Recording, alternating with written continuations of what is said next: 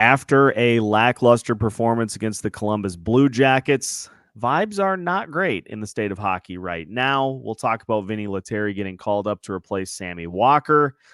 Updates on Jared Spurgeon and Matt Boldy.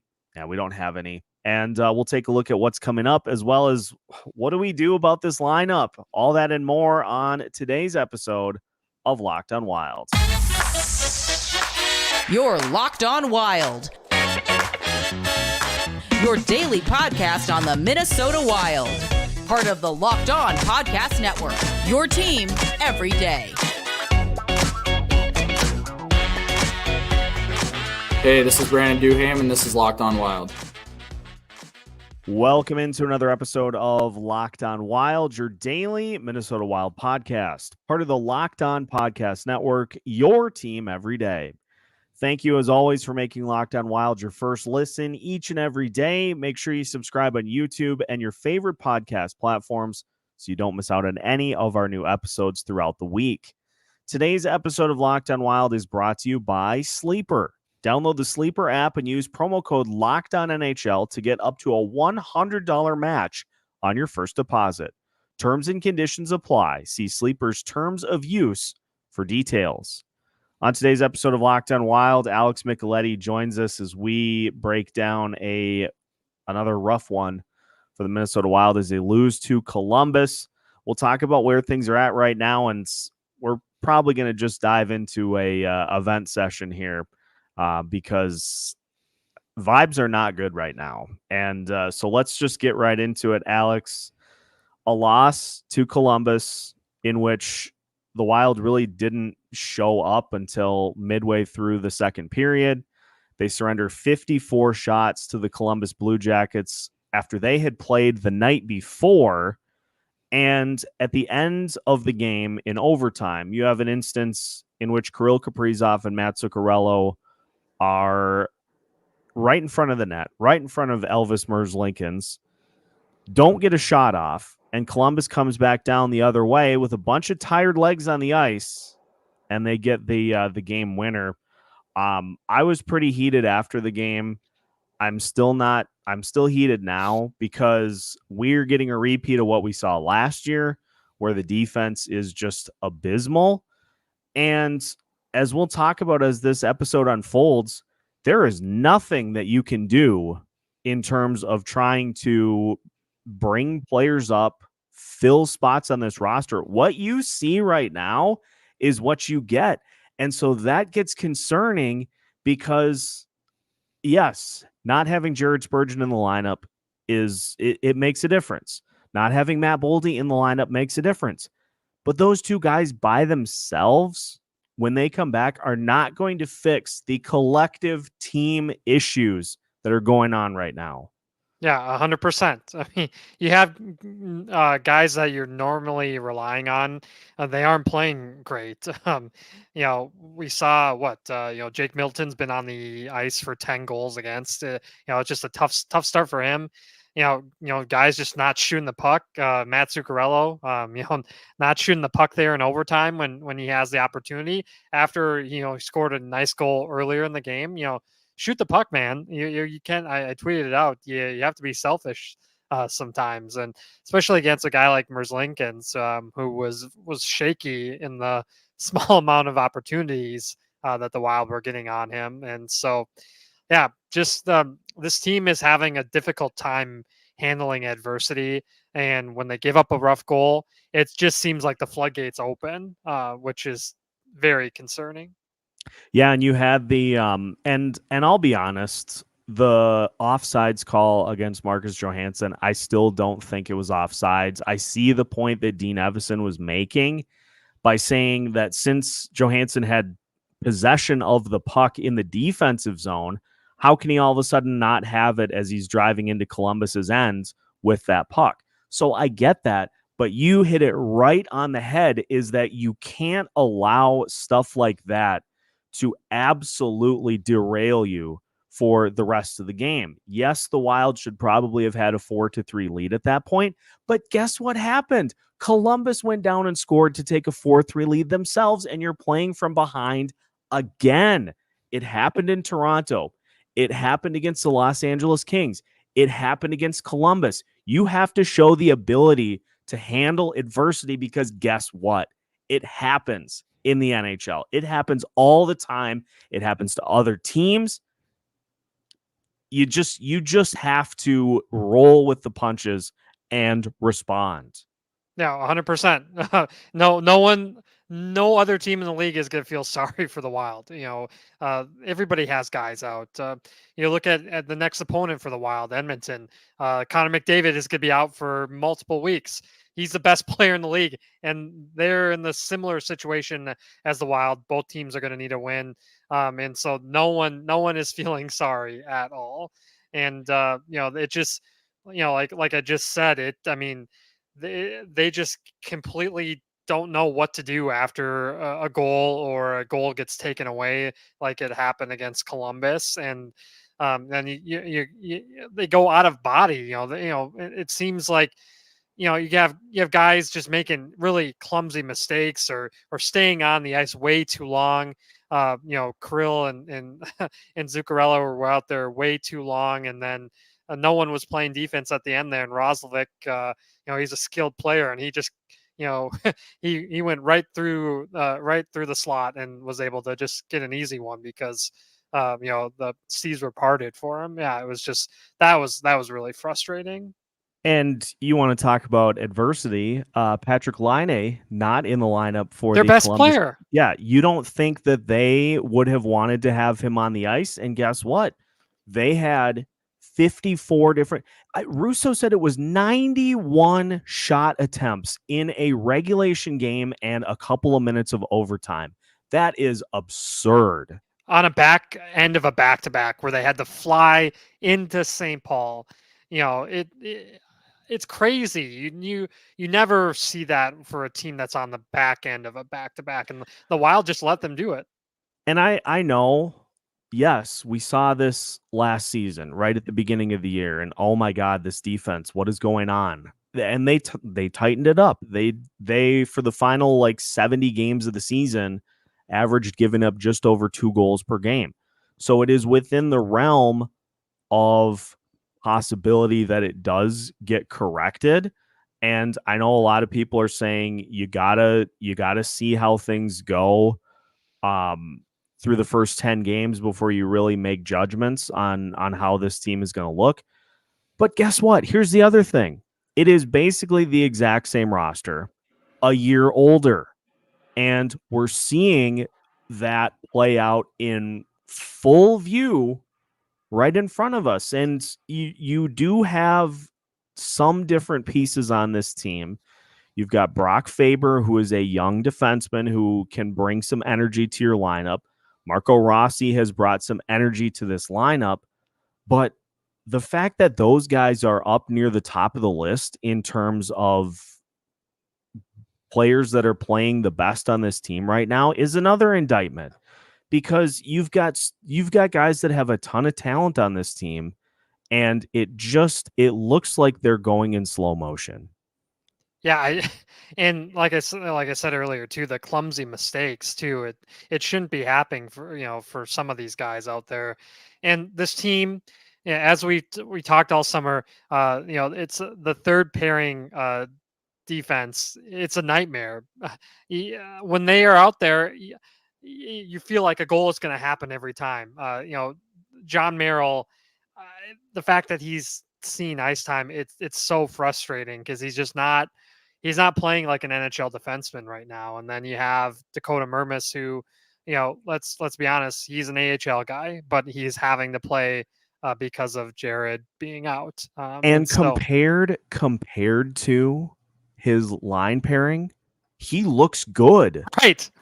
Which is saying a lot. And, John's been in the league for a while. And I like full props to Dakota Mermis, who is a leadership type. Like he's obviously captain of the Iowa Wild for a reason. Right. And he is doing his best in what has been a difficult situation, obviously, to just continue to get kind of spun around out there on the ice. Was really happy that he was able to score a goal against Columbus.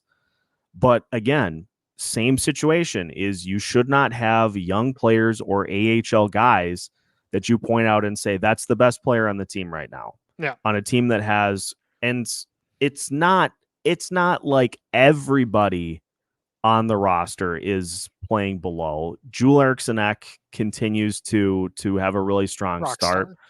We'll talk about it in a little bit when we discuss the roster moves. I got to give a lot of props to Pat Maroon right now for playing. He's playing very well for this team. But again, another point is that you should not be asking him to do what he's being asked to do for this team. He's doing fine at it because I think Maroon is a guy that knows what he is and he isn't at this point in his career. He knows what he can do and he can't do, and he's not trying to do things that he's not capable of, which is why he's fitting in at that point. But you should not be requiring a guy like that to step up and play on a second line. Props to him for doing it, but it just speaks to where things are at with this team right now from a lineup perspective too. Yeah, it's 100%. They tried to call up Sammy Walker, and it obviously didn't work. And so then you have a fourth line guy playing top 6 minutes, which is not ideal for the whole season. Exactly what you said about Pat Maroon. But for this team, if they want to be a playoff team, Maroon can't be in the top 6 the entire season. It's not going to work, And so, now they're just kind of patching it together with guys from the AHL that are tweeners, or I don't know if they're just not comfortable, being in an NHL level, and they don't want Sammy Walker being on the fourth line. So it's just, it's tough. I don't know, what they're going to do. It's just, and the frustrating thing too about the injuries too is the lack of updates too. Don't know what the injuries are. They're skating, but obviously, there's no contact. So whatever they're dealing with, they're nervous about them, even in practice. Look what just happened to Alex Goligoski. He got nailed by a puck and, something with his foot. We walking boot. Yeah. So, or ankle. So, I mean, that, that could be a long time before he is able to come back. And so, it just adds to more pressure on this D-core. You're playing a couple of young guys, and it's led to a lot of shots against, which this team isn't used to. It's just, it's frustrating when you can, you think you can only rely on two D pairs. Jonas Brodin might have to play 35 minutes. No McDavid, but Draisaitl he's a top 5 guy. So in their power play, even without McDavid, is unbelievable. So yeah, it's going to be interesting Tuesday. Yeah, and we're gonna break because as you can all tell, I'm still stewing after what we have seen so far, and wait till we talk about what is on the way this week. Hint: road games against the Eastern Conference. So it's definitely an opportunity to get back on track. We'll talk about that. We'll talk about Vinni Lettieri being called up, and is it time to throw every line on this team in a blender? We'll talk about that too as we continue today's episode of Locked On Wilds after this. Picture this: Kirill Kaprizov just netted a hat trick, or inevitably someday the Minnesota Wild hoist the Stanley Cup. If you want to win 100 times your money, you should be playing daily fantasy hockey on the Sleeper app. The examples that I just mentioned are all possible scenarios, but to have a chance at winning big, you need to play daily fantasy hockey on Sleeper. As the official daily fantasy app of the Locked On NHL Network, Sleeper is our top choice for daily fantasy sports, especially daily fantasy hockey. With Sleeper, you can win 100 times your cash in daily fantasy hockey contests. The best part about the Sleeper app is it's so quick. It takes 60 seconds to put in your lineup when you pick more or less for particular stats such as goals, assists, saves, plus and minus, and more. That's right, Wild fans, 100-time payouts on Sleeper. So start paying attention and get your picks right so you could win big. Use promo code LOCKEDONNHL and you'll get up to a $100 match on your first deposit. Terms and conditions apply. That's Locked On NHL. See Sleeper's terms of use for details. Welcome back to today's episode of Locked On Wild. Once again, we thank you for making Locked On Wild your first listen each and every day. For the everydayers, we're going to see tomorrow what has changed on special teams so far, and I'll give you a hint. Not a lot. So be listening for that as we move throughout the week. We've got a few guests lined up for later in the week as well. We'll try to get it back amped up. I like being energetic and happy and covering wins. So we'll try to get things back up to our usual upbeat level, but I'm still just I'm frustrated, Alex, and it stems from seeing what has happened to this lineup due to injuries and the current state of where things are at. So Sammy Walker gets sent back down. We're going to get Vinni Lettieri, who will come up and join the team, will also be with the team on the road. Vinni Lettieri is a speed guy for this lineup, but as was mentioned by Bill Guerin and Dean Evison during the preseason, he's added a little bit of grit to his game. Again, you have a handful of players that you can call up, and so the team is just kind of cycling through them, seeing if Lettieri's speed is a match at some point in the lineup.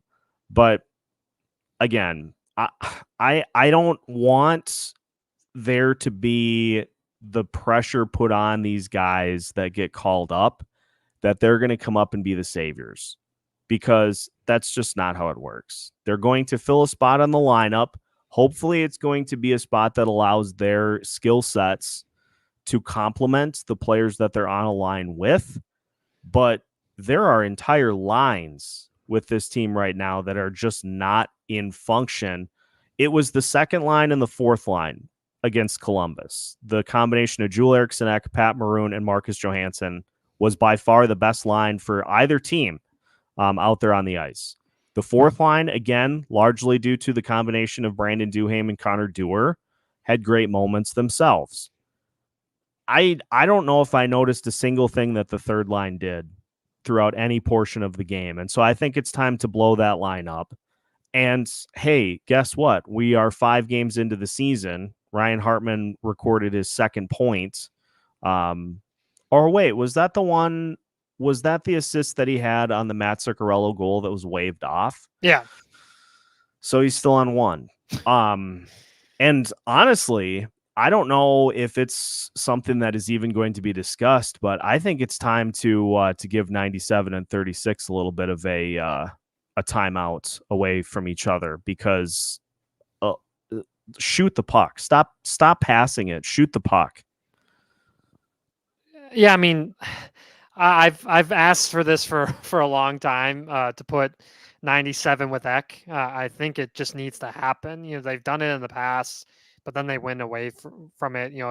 It wasn't great when it, having all three, Zuccarello and them together, but at least give Kaprizov a reliable center that can win faceoffs clearly, and he's just playing at a whole nother level. And so, balance out the lines a little bit more. I think, take pressure off Zuccarello too. And so, I don't see it working with Hartman centering those guys long term. It's not ideal situation at all. Yeah, and I was curious because as I noted in the postcast after Saturday night's game, I said that Hartman was at least winning faceoffs at a reasonably good clip, and now I just want to confirm that even is accurate. I know he's had a couple of games so far this season above 50%, but I mean the Wild got absolutely caved at the faceoff circle against Columbus. It was and that was extremely bad. Patrick Laine, who's their top center. Okay, its faceoff percentage is at 46 for the season, which like under 500 is not great. So, you got to blend. Honestly, I liked the fact that that the maroon combination worked, but I even would blend that up. I mean, just put Duhaime and Maroon for this team are just fourth line guys. That's just the role that is preferred for them to be. 100%. So just put them there. I would say probably go Gaudreau, Foligno, and Hartman on the third line. And then that's your ideal third line. That if the Wild are going, that's that should be the new grief line. That's where Hartman should be. He's not a first line player. And beyond that, I mean, maybe you bump Maroon up because I don't know. Do you want Vinni Lettieri to be in a top 6 role when that's he's not up ideal here? Either. Yeah. No. See, again, and this is another one of the issues that this team is currently facing, and we're going to talk about this to end the show, is you have a bunch of guys that are probably best suited to be bottom 6 that are playing in every bit of the lineup. And not only do you have all those guys on the roster right now, you've committed to them long term. You have committed to them long term with assurances, basically, that they're not going anywhere for multiple seasons, 3, 4, sometimes more seasons. Into their 30s.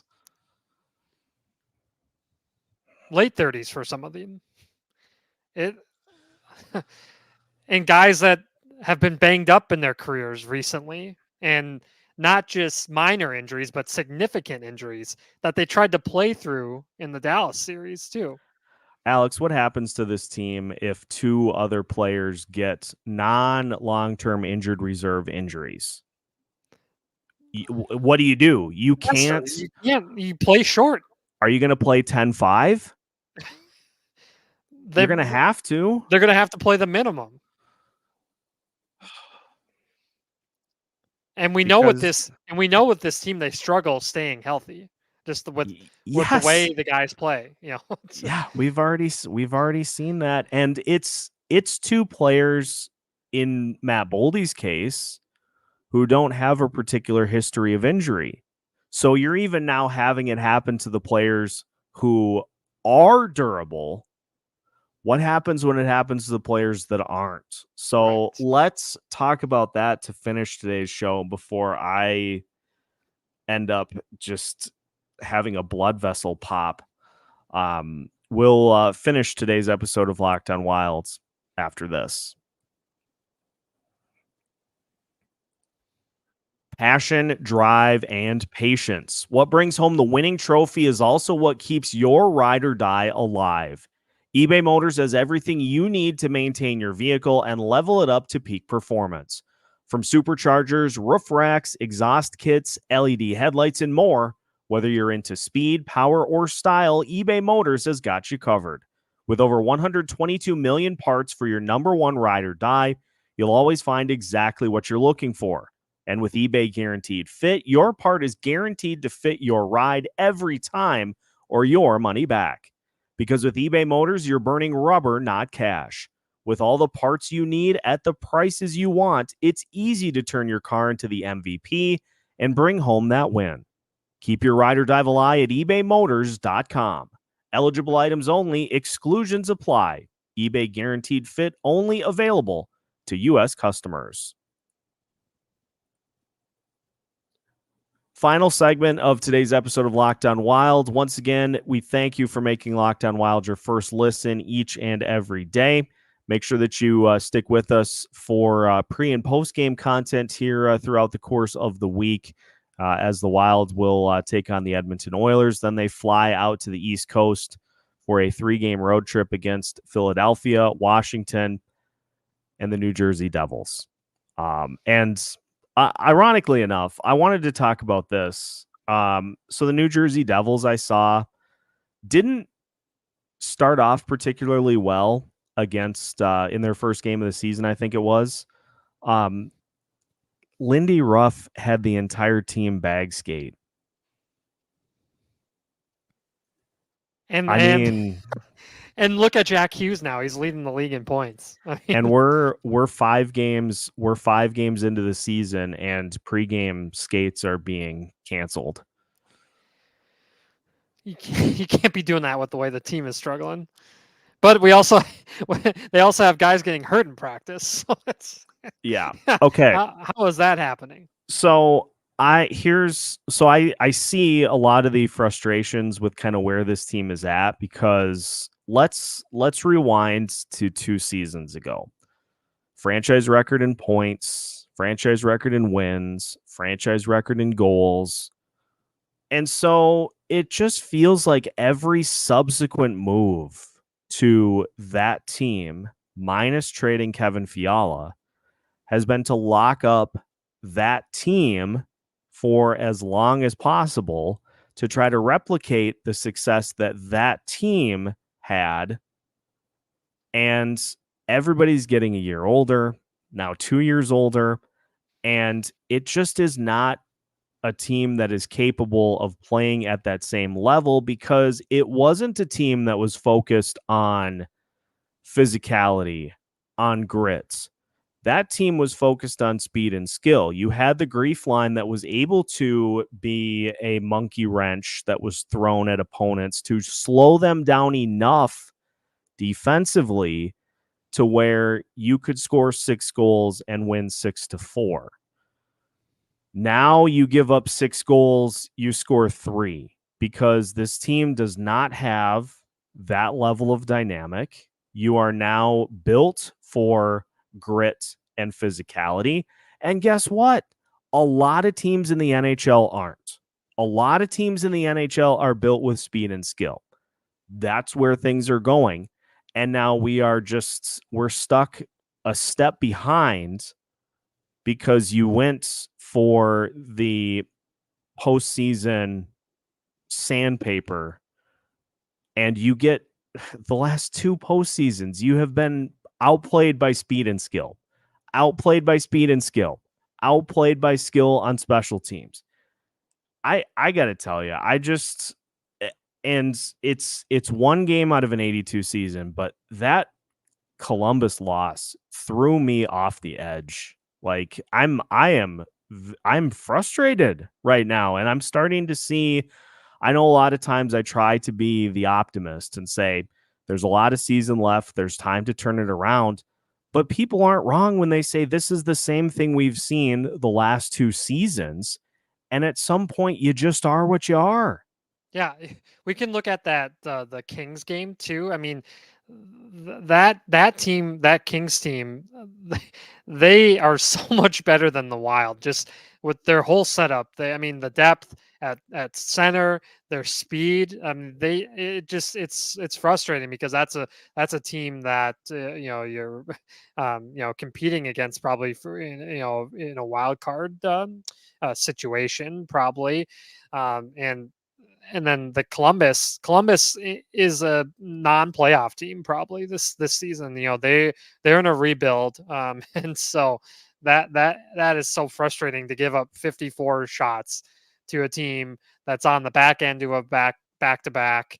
Merzlikins, he was scratched on Friday. He was supposed to play on Friday, but right before they said that, no, you're not going to play. And so they had Spencer Martin, who's their other goalie, who's not a great goaltender, but Calgary was on the back end to a back-to-back on, because they played the night before and they lost to Columbus because they had no legs. And so for the Wild to just let Columbus, after their game gets done, then they have to fly to St. Paul, get in late, and just to have more energy, and for the Wild to sleepwalk through the first period, like you said, and then show up in the second period, and then have to have your sixth defenseman get the first goal to get things going. I mean, it didn't seem like they were taking things seriously, and Columbus, saw that and, took advantage, and they dictated play again. That was the most frustrating thing is LA dictated play, and Columbus did as well. And they were the road teams. You shouldn't, the way that they were playing at home, it seemed like they were the road team, and you have last change. You get to decide, who is coming out, especially for faceoffs, and they were getting dominated by both teams in the faceoff dot. That was very concerning.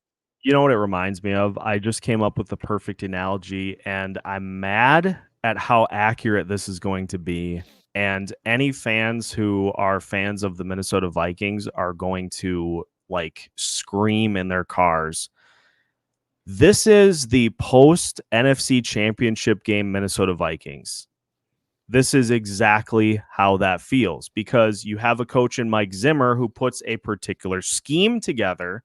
You draft a bunch of guys that are real talented defensively. You put them together.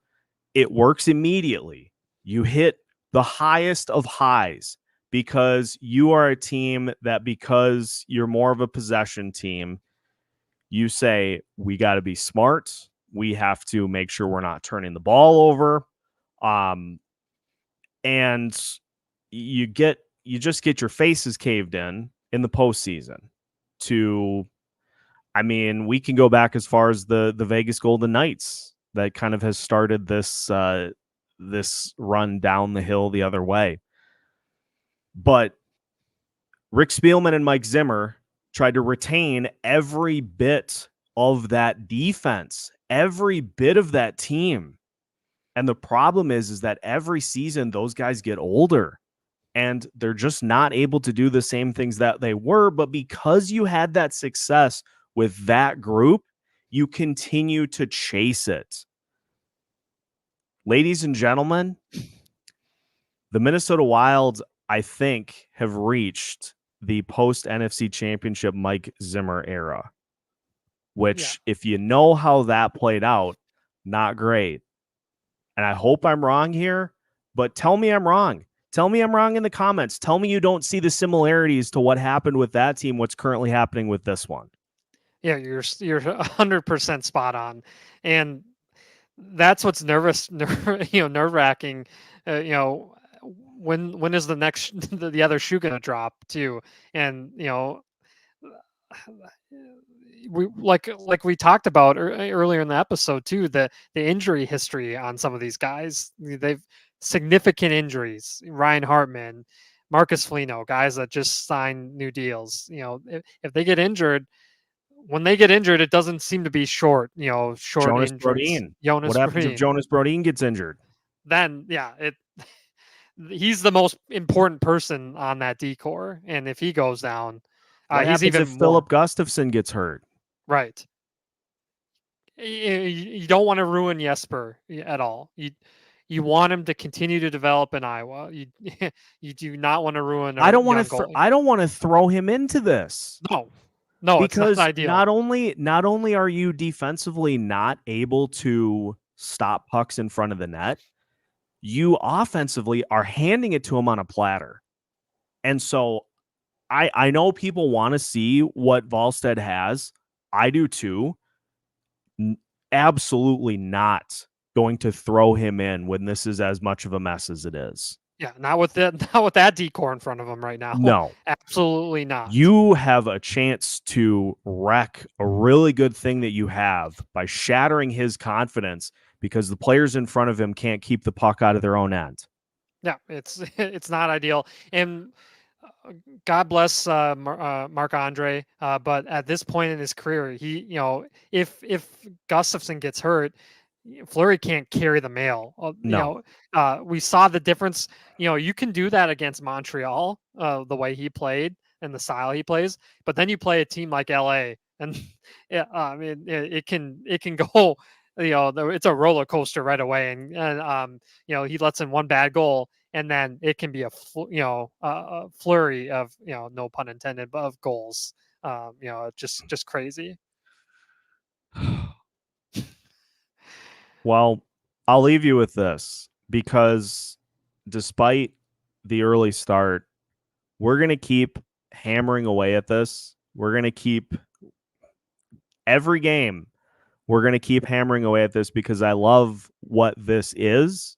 And so it's frustrating right now. And I'm sure you can tell by just listening to me try to get this off of my soul at how frustrating this start has been. We're gonna just continue to try to get through it here, because I love this podcast. I appreciate every single person that takes the time to listen to this.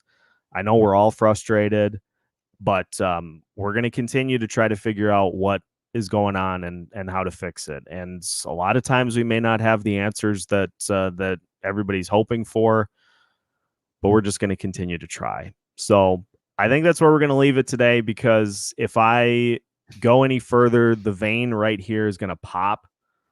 So we're going to leave this one as is for today. But again, if you haven't already, make sure you subscribe on Locked On Wilds on your favorite podcast platforms, on YouTube, on social media. Follow us everywhere, because, like I said, win or lose, you're going to get something every day from this show. And we're going to try to keep it light most of the time, but every now and again, you just have to try to cut a vein. So Winning cures all. Yeah, winning. If this team starts to win again, that'll lead to some better days. But right now, it's frustrating, and I'm not going to hide from that. So that's what we got for you for today. We'll be back at you with another episode tomorrow. You can find new episodes every Monday through Friday as part of the Locked On Podcast Network.